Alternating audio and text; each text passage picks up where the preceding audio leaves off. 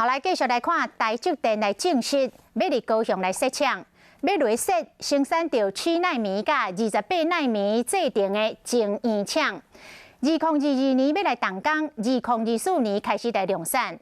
高雄市长陈其迈讲真欢迎，台积电嘛已经向市府送件要来做土地，是来选定着中油高雄炼油厂的旧地址。这个消息一传出来，当地民众是真欢喜哦，讲这个南马坑甲公山的厝价总算要来反转了。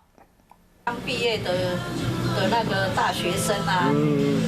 应该就比较不会北上啦，会比较热闹一点啦，会比较热闹。南马客乡亲一听到讲，台积电要来开工厂，真欢喜。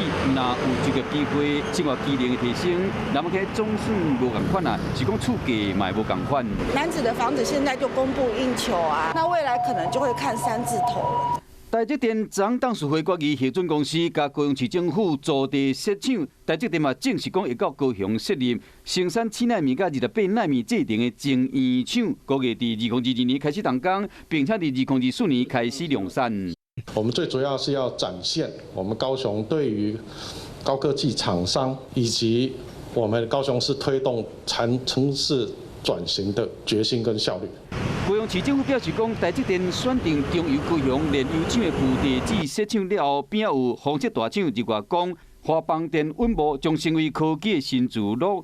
北边有南科、路科、桥科，南边有仁武大厦、林园小港工业区，串联南部半导体生产段。台积电伫高雄投资设厂，估计投资额超过100亿，这比日本的新本70亿美金，甲美国亚利桑那州110亿美金较济。